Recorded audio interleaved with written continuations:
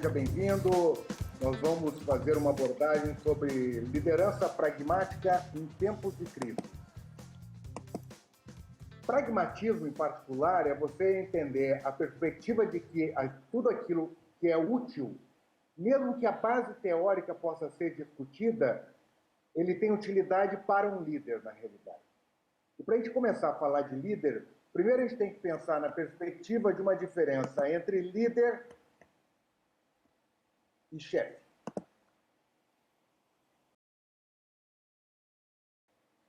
Chefe, na perspectiva, é aquele que está por trás da sua equipe, dando ordens, dizendo coisas que precisam ser feitas, mas se protegendo por trás da equipe.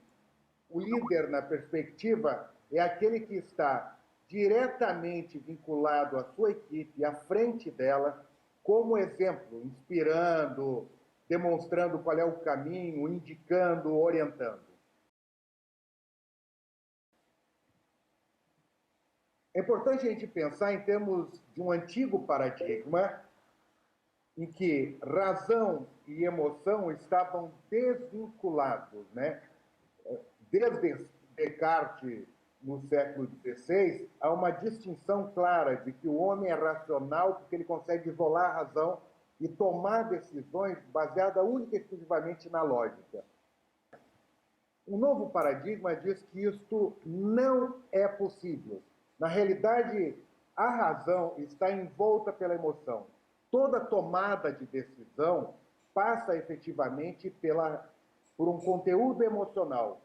Não é possível você desvincular seus problemas de casa dos seus problemas da empresa, né? Tem muita gente que diz, não, quando eu saio para trabalhar, eu deixo meus problemas de casa em casa. Quando eu vou para casa, eu deixo os problemas da empresa na empresa. Isso talvez fosse quase ideal, mas não é possível. Na realidade, uma perspectiva de liderança vai ter que lidar com esse novo paradigma, né? Eu preciso entender o que é esse circuito da mente e de que forma as emoções estão integradas para tomadas de decisões mais conscientes na função de liderança. Peter Senge já diz em 2004, né? Sabemos bem que uma equipe incapaz de confessar a verdade sobre sua condição emocional também amesquinha seu pensamento estratégico, porque o cognitivo e o emocional são inseparáveis, e isso acontece em grande escala.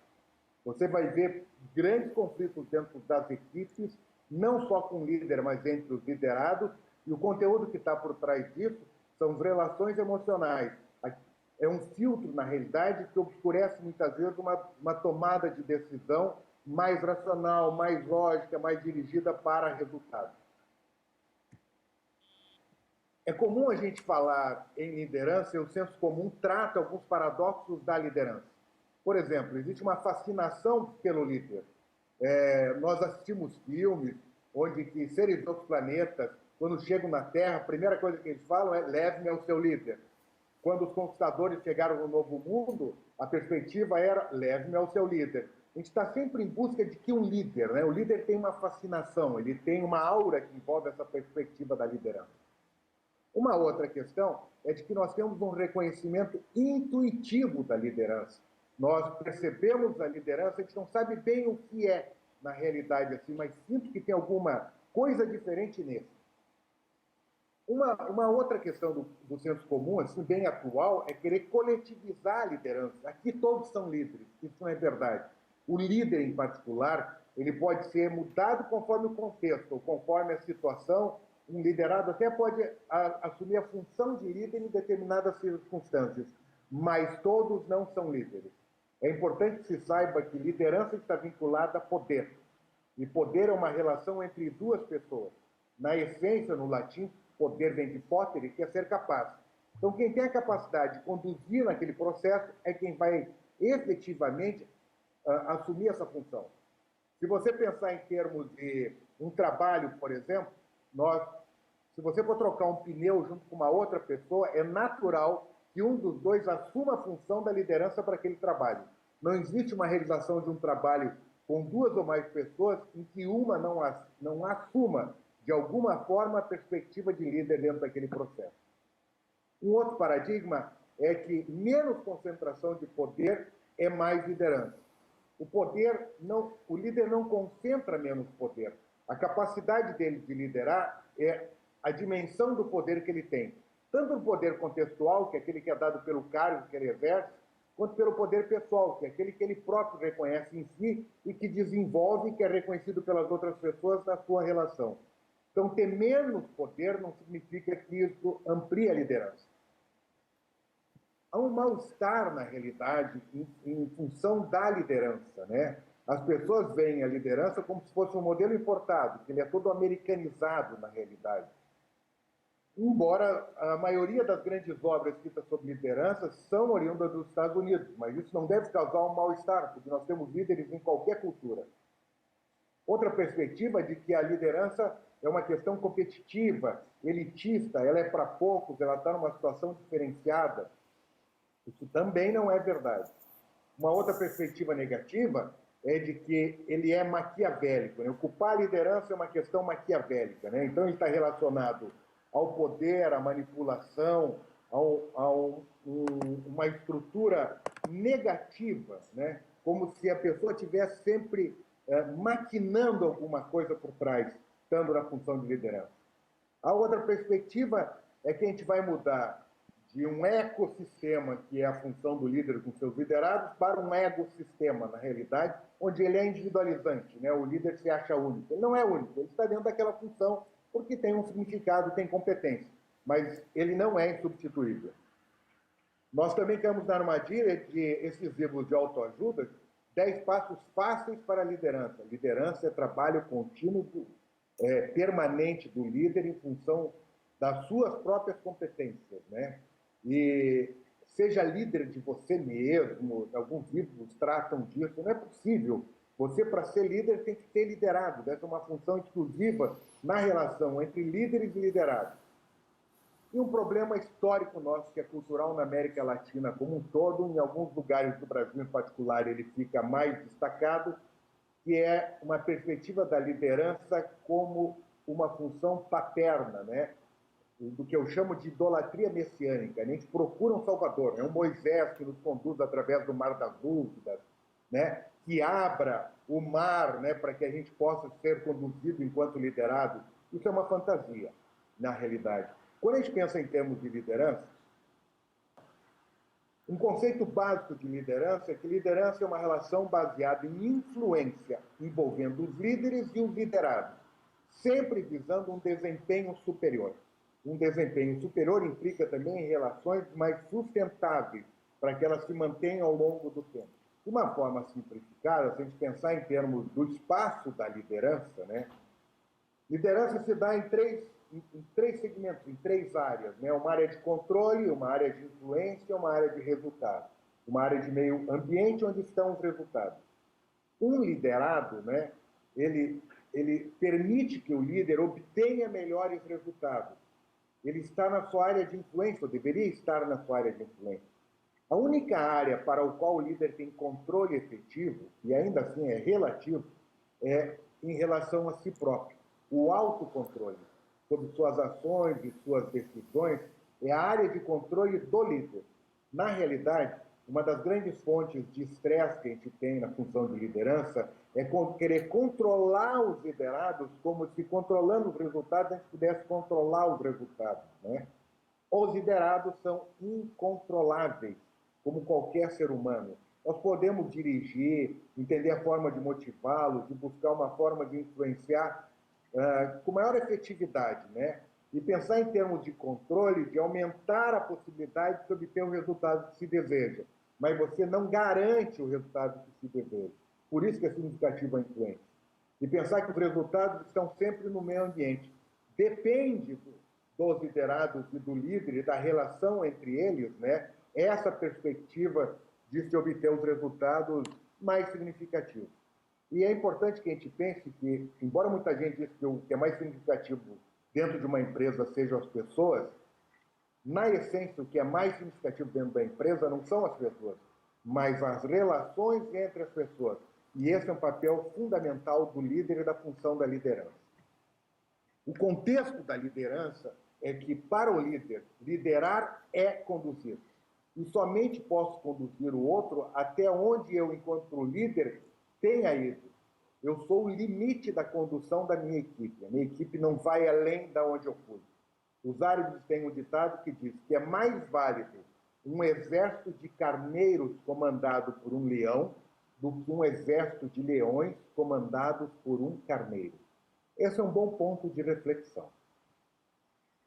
É significativo, né, que o líder se enxergue efetivamente como ele é.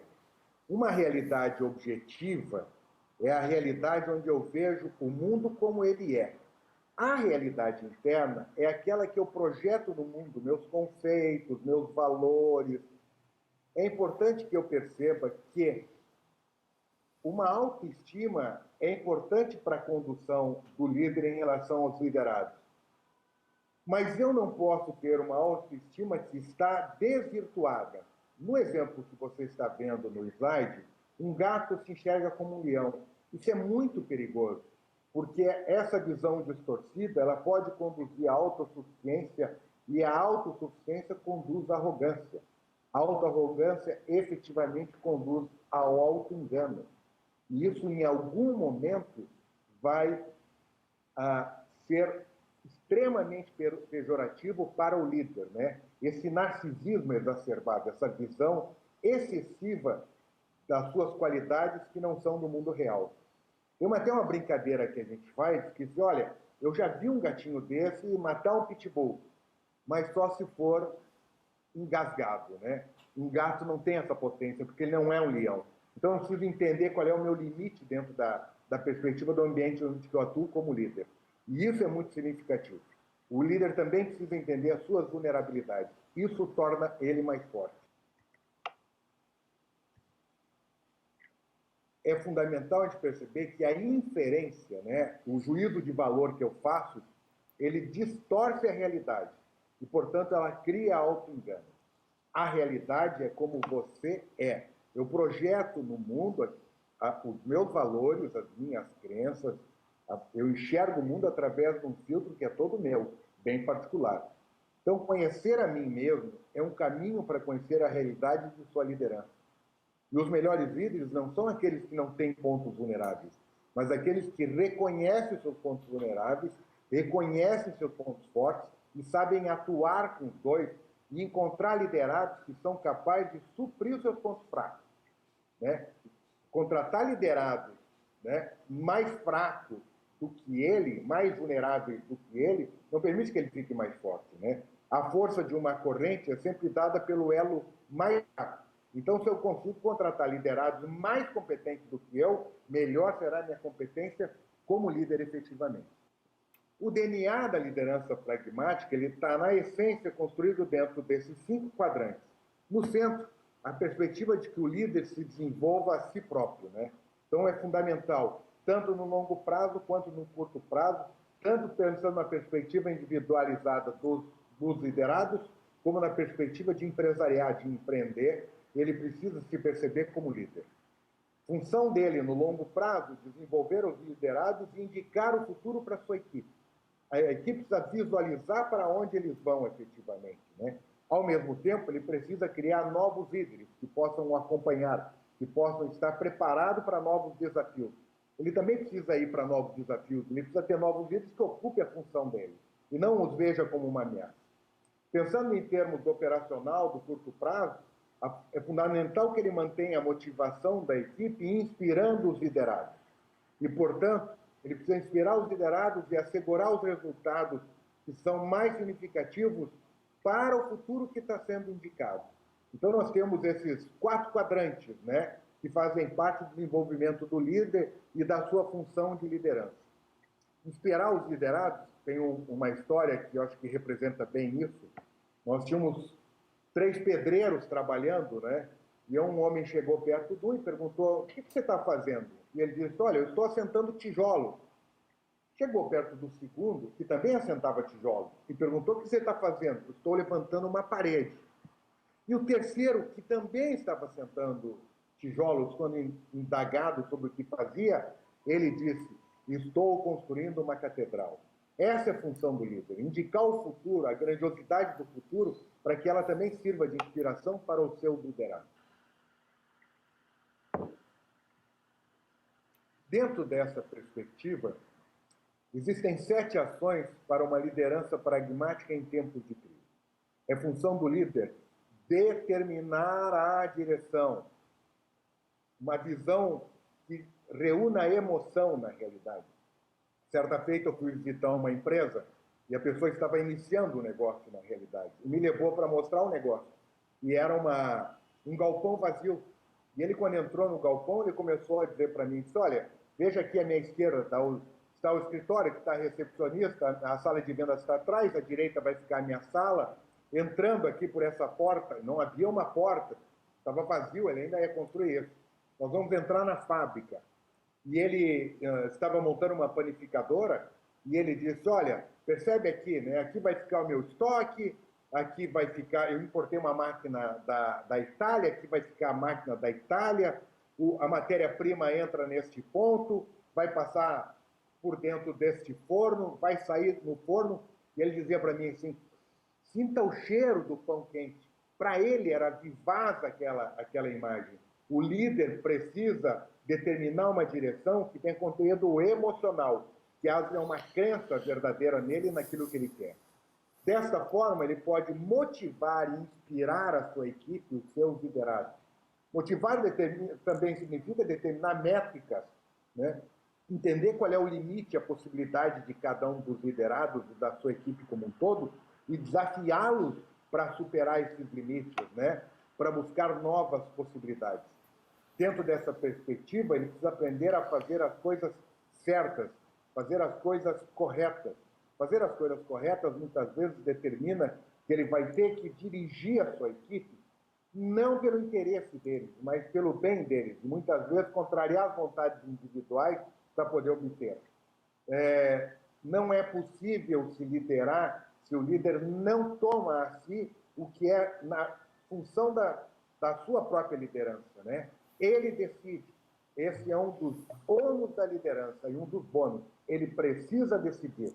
Só é possível que decida em consenso com a equipe ou que ele decida. Se ele colocar em votação qualquer decisão, sempre vai construir perdedores e vencedores. E isso desestrutura a equipe ao longo prazo. Assim. Então, é função do líder decidir e indicar esse caminho. Da mesma forma, é significativo que ele busque inovar permanentemente, né? Desafie o status quo, desafie a forma como as coisas estão sendo feitas, né? Busque o novo, na realidade, não para fazer diferente, mas numa perspectiva de como é que eu posso fazer mais com menos recursos, como eu posso desafiar a minha equipe a buscar novas soluções. Uma quinta perspectiva é que ele precisa desenvolver a equipe. Precisa desenvolver a equipe nas suas competências cognitivas, nas suas competências atitudinais, emocionais e nas suas competências operacionais. Ele precisa desenvolver uma autonomia na sua equipe, uma autonomia psicológica, que eles sejam capazes de decidir por si mesmos, uma autonomia emocional, que eles possam saber lidar melhor com as emoções, com as situações de estresse, com os conflitos, e que, ao mesmo tempo, eles possam ter uma autonomia executiva, capacidade deles próprios tomarem as suas decisões, executarem as ações que são necessárias, indicadas pelo líder ou consensuadas pela equipe. Dentro dessa perspectiva, um líder precisa construir a confiança nos relacionamentos. Os liderados precisam confiar nele. Isso só é possível se ele puder operar de forma cooperativa. Que ele utilize uma persona menos rígida, né? Que ele não se defenda atrás da própria função da liderança, mas que ele se mostre real, se mostre humanizado, se mostre numa relação mais horizontalizada, que não implica em perder a capacidade de liderança dele, com seus liderados. E que, finalmente, ele assuma os bônus e os ônus da liderança. É muito fácil querer liderar só pelos ganhos que a função me dá, mas eu tenho que saber lidar com as próprias perdas que fazem parte dessa função da liderança. Isso é significativo para o líder. Essas 7 ações são para uma liderança pragmática. E pensando em termos de liderança pragmática, você que me vê agora, Eu vou pedir que você me acompanhe no exercício bem rápido, só para você entender o que é a função do líder. Coloque o dedo na testa, coloque o dedo no nariz, agora coloque o dedo no queixo. Queixo. Alguns devem ter ficado em dúvida, né? Que coisa estranha, ele disse que era para colocar no queixo, mas colocou no pescoço. Pensem dessa seguinte forma: você, enquanto líder, é o exemplo da sua equipe. A frase, faça o que eu digo, não faça o que eu faço, não tem validade. Para um líder, faça o que eu faço, na realidade. Então, o primeiro exemplo de um líder é sempre ele próprio, na realidade. Então, você não precisa ter um discurso bonito para a sua equipe. Faça, mostre, execute aquilo que você espera que a equipe execute, faça e mostre. Essa função é chave. Lembre que pode haver uma dissociação quando o seu discurso está muito fora da sua prática.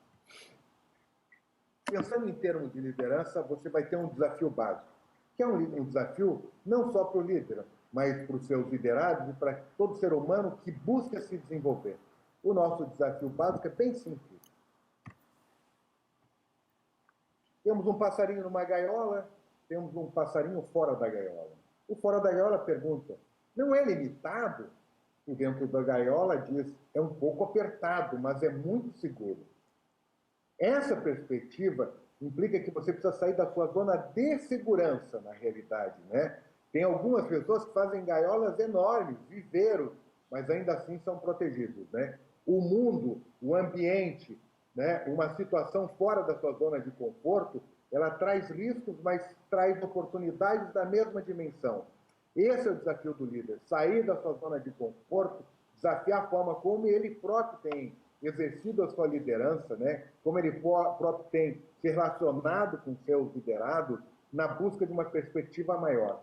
Todo mundo teme a mudança, é normal temer a mudança, isso é da natureza humana, né? Porque a mudança adiciona alguns medos. Na realidade, as pessoas não têm medo da mudança, elas têm medo do sentimento que surge com a mudança. E uma perspectiva chave dentro do processo é que a gente possa ver a mudança como uma troca e não como uma perda. Estou trocando uma competência por outra, mas não estou perdendo a anterior. Isso é chave dentro do processo. Certa vez eu fui convidado para assumir um projeto que o desafio era muito grande, né? E eu estava muito angustiado para dizer sim, né? E saí para passear de carro, fui dar uma volta para ver se encontrava a resposta e acabei me confrontando que o meu medo de assumir um novo desafio é porque, como eu vinha de um projeto que tinha muito sucesso e esse projeto exigia que eu desenvolvesse novas competências, eu temia o fracasso que poderia ocorrer e queria me manter naquele sucesso. A gente tem que cuidar porque o sucesso é uma gaiola que nos aprisiona. Em tempos de reiterado sucesso, é o momento que você precisa se desafiar para novos limites. Nessa perspectiva, é importante que a gente pense como Fernando Pessoa.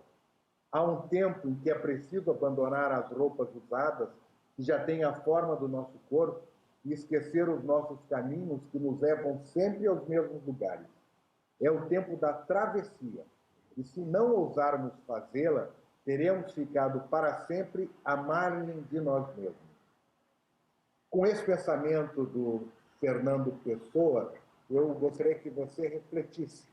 Nenhum momento, talvez, da nossa história empresarial, da nossa história de sociedade, foi necessário termos líderes tão preparados para os momentos difíceis pelos quais atravessamos. Essa é a função da liderança, né? Poder estar presente junto com seus liderados na busca de novos caminhos. Eu desafio que você possa deixar de lado algumas roupas que talvez já foram úteis, e elas sempre são úteis, mas elas vão perdendo a sincronicidade, e que vocês possam encaminhar-se para um processo de mudança significativa para um novo patamar de liderança. Eu sou o Douglas Burtet, meus contatos estão à disposição de vocês, espero ter contribuído para uma breve reflexão sobre a função de liderança.